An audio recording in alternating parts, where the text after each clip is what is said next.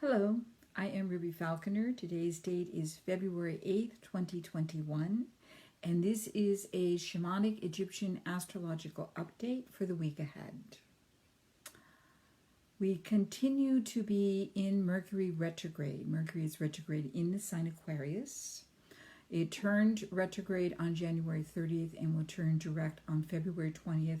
So we're kind of right in the middle. Today, the Sun and Mercury retrograde conjunct, that's pretty much the midpoint of the Mercury retrograde cycle.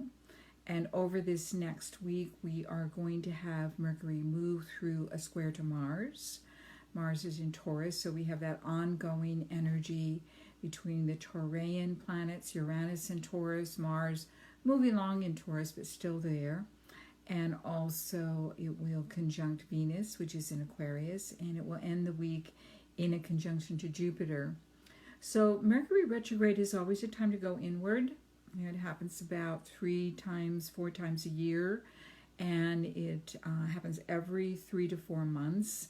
And it does provide us an opportunity to look over the previous time since Mercury was last retrograde, the last 3 or 4 months, and see if there's anything we want to redo, revisit, reroute in any way. We are meant to go on retreat, all of the re's, turning inward in some way.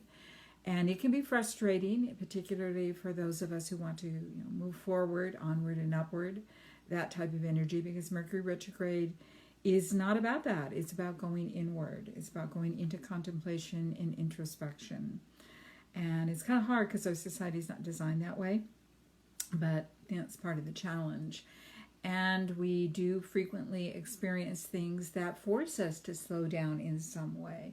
Mercury retrograde in Aquarius can bring technological issues, always things around communications, transportation, those types of things come up with Mercury retrograde. I've had a few technological glitches myself over the last week, and perhaps some of you have as well.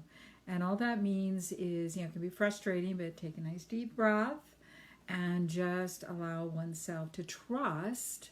This is where it gets very interesting, to trust that everything has its own timing. As I've talked before, Mercury is about time. Thoth in the Shamanic Egyptian pantheon is the creator of language, writing, and time.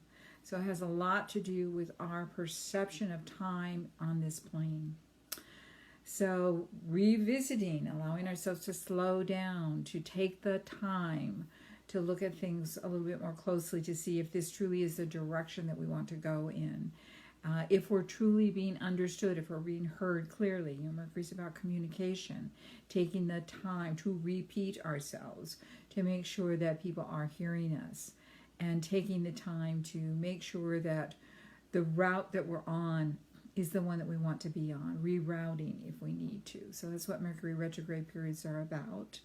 And because it's in the sign Aquarius, not only can we expect technological and scientific things to be part of the topic of conversation, which is certainly happening with the ongoing coronavirus and information and news coming to us every day about vaccines and variants and all that sort of thing.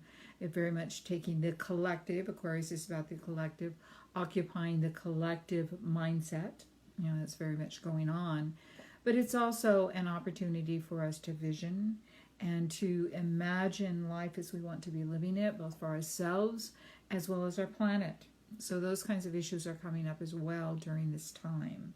As I've said, a big part of what 2021 is about is the conflict between the chasm that exists in our society as well as on our world about the type of world that we want to create.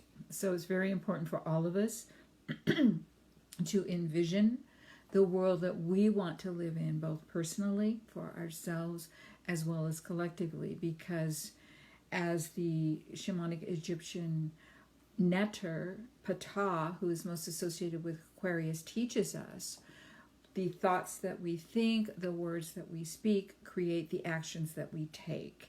In that way, we truly do create our own reality. And if we want a different planetary reality, we have to look at what we're thinking as well as how we're speaking. And the most important message that comes from Ptah is that our words and our thoughts need to be connected to our heart. If we don't connect, if we don't do that, if we don't have that connection, then the things that we manifest, the things that we create, can do damage. If we're thinking angry thoughts, if we're unhappy, if we want revenge, then our actions will reflect that, and that can do great damage. So we're very much in the midst of all of that. It may feel for you that there's, at least on the surface of things, not a lot happening. And yet, I would imagine that many of you are feeling the kind of pressure, the simultaneous pressure, that of constraint, as well as an awareness that things are expanding simultaneously. That is the reflection, the influence, the way that we feel, the square between Saturn and Uranus, which is very present right now. They will come into their first of 3 exact squares next week on February 17th. And so they are square. They're getting closer and closer to that exact square. And I have talked about this before, but the long and the short of it is Saturn holds form, Uranus breaks form. So, Uranus, who's Wajet in the Egyptian pantheon, is life force energy that wants to break out of forms that no longer serve. Saturn, Sobek, the old king, creates form, and in relationship with each other, Sobek frequently resists Wajet. He resists that new life force energy coming in. And so you have that tension of the opposites in many ways, of Saturn Sobek attempting to hold things in stasis, and Uranus, Wajet, the shatterer, the great awakener, trying very hard to build up enough pressure, enough life force to break through and crack through the Saturnian form. And so that's, as I've said, a volatile combination, and we can't expect 2021 to be a volatile year. And so even though on the surface of things are not happening right now, although truly a lot's happening. We've got the second impeachment trial happening here in the United States. We have the worldwide process around the coronavirus and vaccines and variants and all of that. Ongoing issues throughout many societies around social justice, political justice, racial justice. So there's a lot going on, and a lot of, perhaps a sense of things building under the surface. Uranus in traditional astrology does rule earthquakes and rules volcanoes. So before those things happen, you have to have a lot of pressure build up. And you can think of that as life force cracking through, breaking out, breaking through. So we have that pressure building and the containers holding. That's where we are right now. So it may be difficult for some of you, in this process of feeling that ongoing pressure, and yet also the buildup of energy that wants to break out, feeling that simultaneously. And that's okay. That's where we are. The best thing to do with it is to look at how it's working in your life, because this is a birth process. This is an opportunity to break out of forms that no longer serve you, and do whatever you need to do to be able to do that. Do whatever personal work you need to do in order to allow your own life force to assert itself and to break out of forms that no longer serve you. So, combining, it's kind of like, what does the baby do, when the water's broken and the contractions have started but the cervix hasn't opened? The baby has to build up strength, because at a certain point that cervix will open. And so, there's that pushing against the cervix that won't open, and then at a point it does open, and you got to be ready to move when it opens. So that applies to all of us as well. So that's going on, and the big astrological event that actually does happen this week is the new moon in Aquarius, which takes place on Thursday, February 11th. And we will have a period of time when we will have the moon in Aquarius along with 5 other planets. So we will have a period of time there where we will have 6 planets in the sign Aquarius. We'll have the Sun, Moon, Mercury, which is retrograde, Venus, Jupiter, and Saturn. It's a lot of Aquarian energy. And the moon does move into Aquarius on the night of February 9th. That would be 8:20 Eastern Time in the United States. And then it stays in Aquarius until the middle of the night on February 11th, 12th. And that's Thursday and Friday. That's 11:23 p.m. Eastern Time. So from that period, those basically 2.5 days, the moon does stay in a sign for about 2.5 days.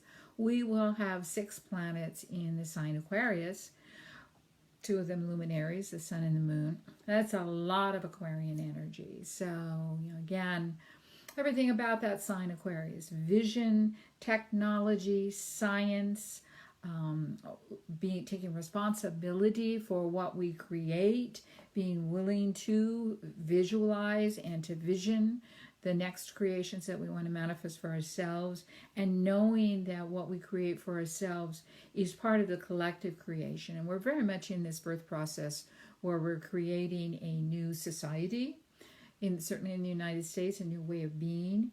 And we have this great chasm, that exists, where we have 2 different opposing ideas of how society should look and how it should be.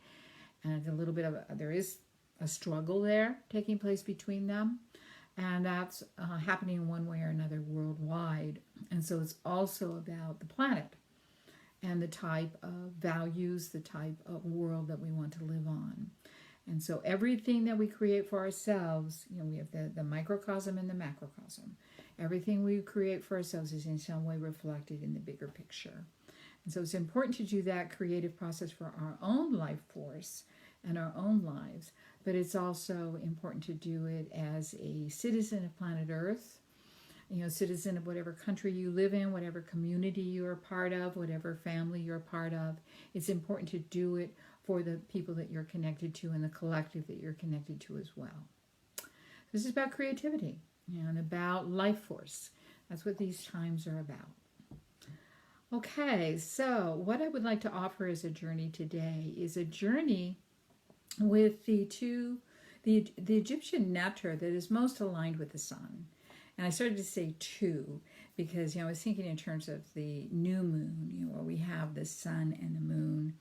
In the Egyptian pantheon, the moon is aligned with Khonsu, who is a healer god, who the ancient Egyptians believed that they needed to take food and give it as a gift to Khonsu, because he was the being who could consume dis-ease. So he could take dis-ease, whether it be physical dis-ease or mental dis-ease, psychological dis-ease, emotional dis-ease, societal dis-ease, whatever it might be, he would consume the demons that caused it. And so, that was his role. That was who he was. And the way I associate this in our own psyches, the moon in traditional astrology refers to emotions and feelings. And if we don't get comfortable with our own emotional nature, with expressing our feelings, they can backfire on them. We have so many physical disorders that are stress-related and that are related to not being in harmony with our emotions and our feelings. And I personally feel that's a big issue in our modern day life, is that we don't have a positive relationship with a healthy free flow of emotions. And I don't mean throwing our emotions at other people by being angry or things that are related to feeling like a victim. That's an unhealthy expression of emotions. I'm talking about allowing emotions to wash through us. So if we look at the sun, the Egyptian nectar who's associated with the sun, this is Amun-Ra. And Amun-Ra is a dual god. Ra is the god of the Egyptian god of the sun during the day. And the Egyptians believed that at dawn, Ra would get on a chariot and he would ride across the sky. Many cultures have a variant of that. And that would be the sun shining, from dawn to dusk. And then at dusk, he would get off his chariot and he would get on a bark, a type of boat, and he would go to the underworld. And so, in essence, he would be Ra during the day when we can see the sun, but he would be Amun, which we have we have the moon in Amun, which is a Amun is one of the many names of Ra. But Amun would be the manifestation of Ra at night when we cannot see the sun. When, of course, we can see the moon. When we have a new moon, what we're having is a alignment between the sun and the moon. That's what it represents in terms of our position here on Earth. We look out into space. We cannot see the moon because it's blinded. We're blinded by the light. All we see is the sun, but the moon is there. So what I'd like to do in this journey is work specifically with Amun-Ra. We've not looked at him before. You know, the lessons that Amun-Ra has for us is very powerful, because when he goes on his underworld journey, you know, which is from our perspective on Earth, wherever you live, a moon is in play at night. You know, whether you can actually see the moon or not, the sun is there. You just can't see the sun at night because relative to the Earth, he's on the other side. But he's going through his underworld.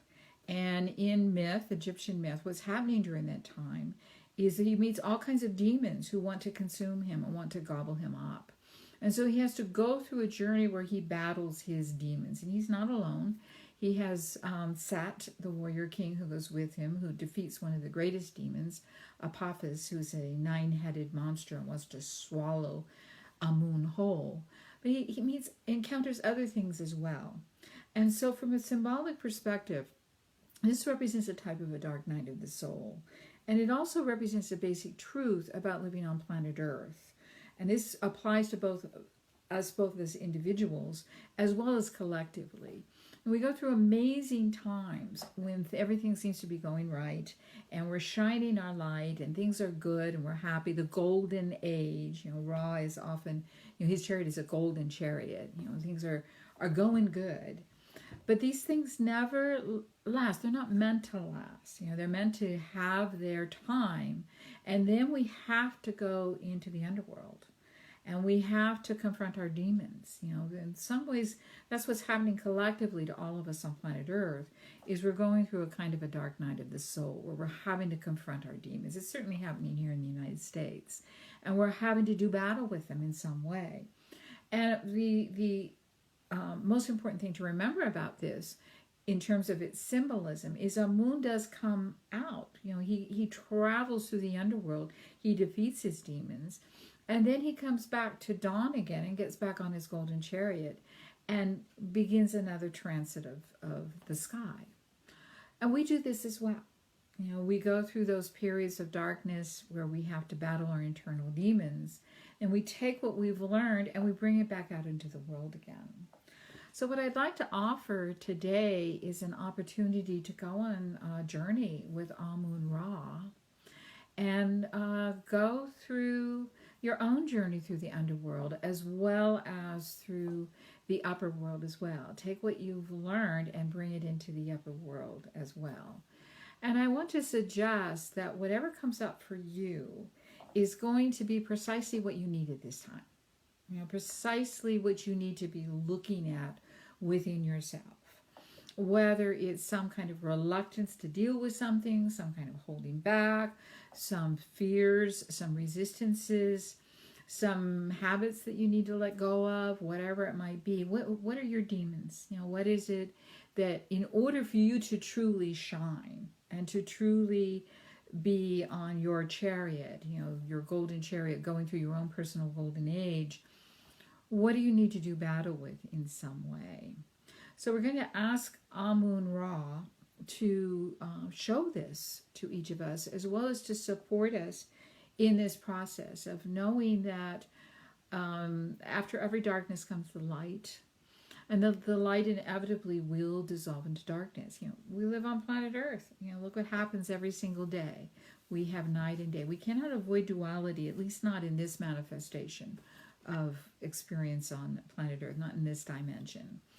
You know, I personally, you know, this is a topic for another time, but we have a lot of talk about moving up into the fifth dimension. I do not believe we're going to leave duality behind when we do that, but we will deal with it differently. And part of what's going on during this time, you know, all of us are alive right now, is learning what that means, learning how to do that, learning how to experience polarization differently.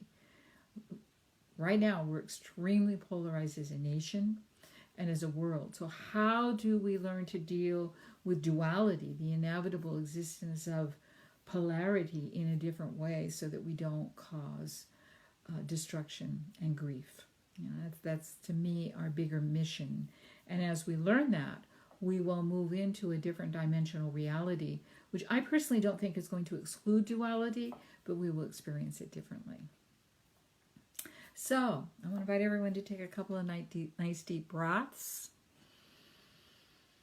As usual, if you're sitting up, put your feet on the floor, straighten your spine. It's okay to lie down if that's what you want to do. In either case, drop a grounding cord. Drop it from your solar plexus down into the earth, all the way down to the core of the earth, so that you are connected by your power center to the core of the earth. And imagine that as you inhale, you are breathing up the strength, the power, the intensity, the life force of Gaia from her core. And it's coming up into your body. And it's working its way up your spine, going all the way up to your head, to your third eye, to your crown chakra. And it crescendos and then it drops back down. Just use your breath that way, like you're pulling up this energy from the earth, letting it peak at the top of your head and then drop back down.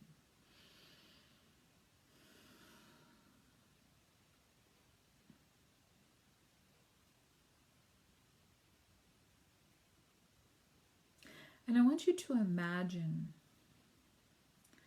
that you're standing along a shoreline and it is dawn. The sun is just beginning to rise.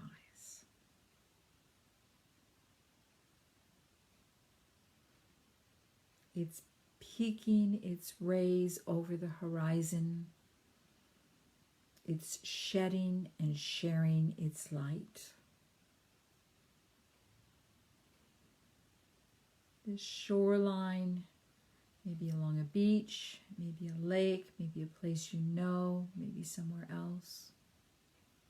Just let yourself stand there and see the beauty of dawn, a new day.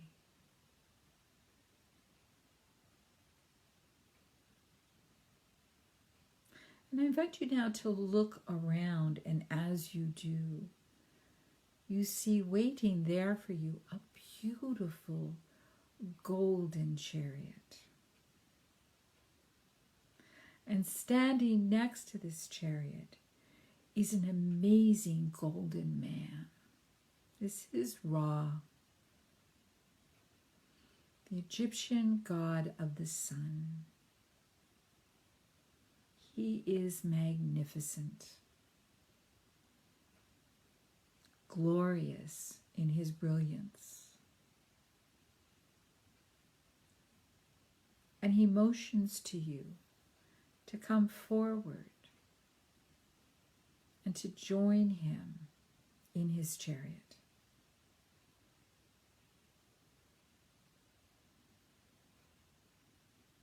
And you will find a way to come aboard. You may drop a ladder, there may be steps, he may extend his hand to you and pull you up. But however it is, you join him. You come up onto Ra's chariot. And as you settle in, the chariot takes flight.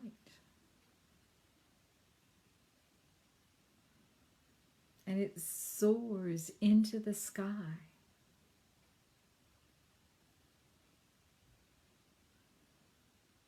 And you can see so far across the land.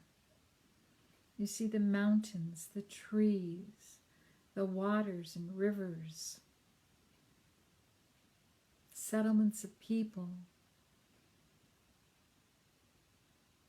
doing what they do, working, playing, manifesting, resting, children playing, animals running. Such incredible beauty. What a beautiful planet we have. And you soar all the way up to the zenith, to the height. As high up as you can go. And you can see all of the earth from this distance. It's magnificent blue oasis in space.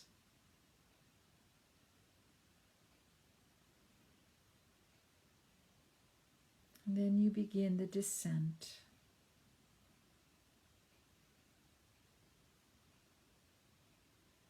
And the chariot lands, and Ra helps you to exit. And waiting there for the two of you is a bark, a boat, a dark boat.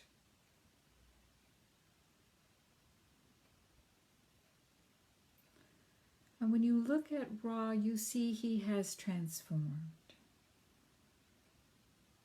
He has become the dark god Amun.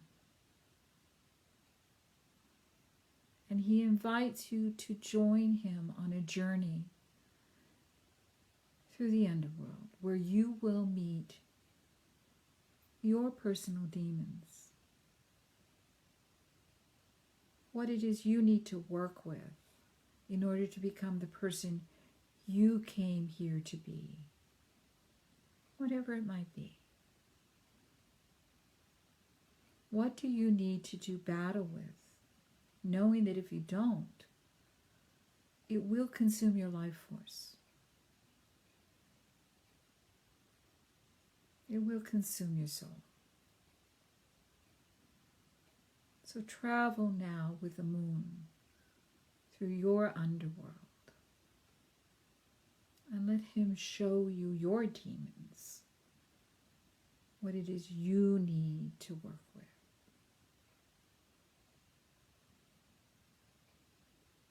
Nice deep breath.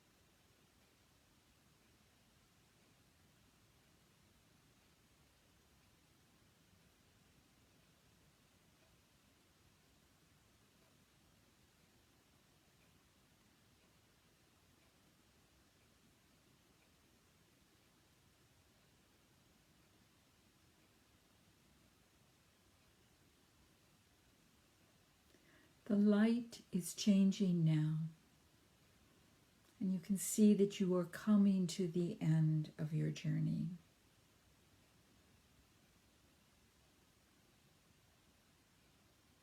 Choose one thing that you want to take with you out into the light. One thing you want to work with. in order to further open your heart and to connect up your thoughts, your words, and your actions with your big, beautiful, open heart.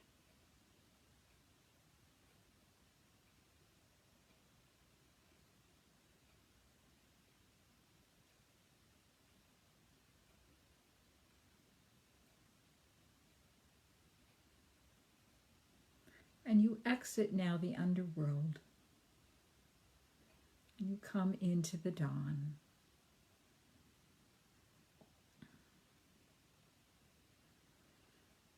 And a moon helps you off the bark. His chariot is waiting, and before your eyes, he transforms into Ra.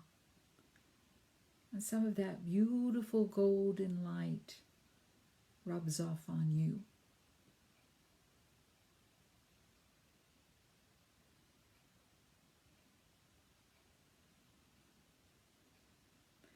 And waiting there for you is Isis. She who is with us through every process of transformation and change. She comes forth and she wraps her beautiful rainbow wings around you. And as she does, Ra nods to you both, climbs aboard his chariot, and continues his journey. And you sink back into the beautiful, loving, compassionate, caring arms of Isis.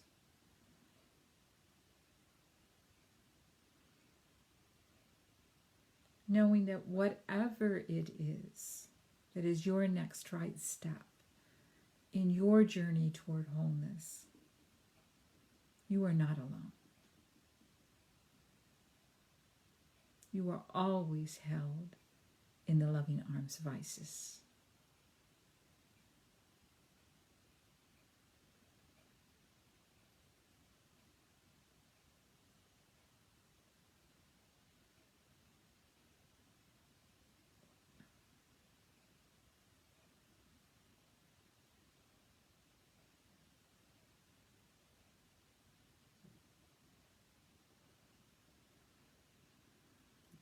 Nice deep breath.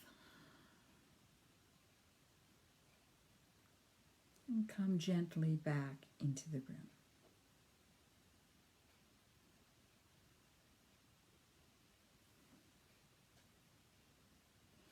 Thank you. We will talk again.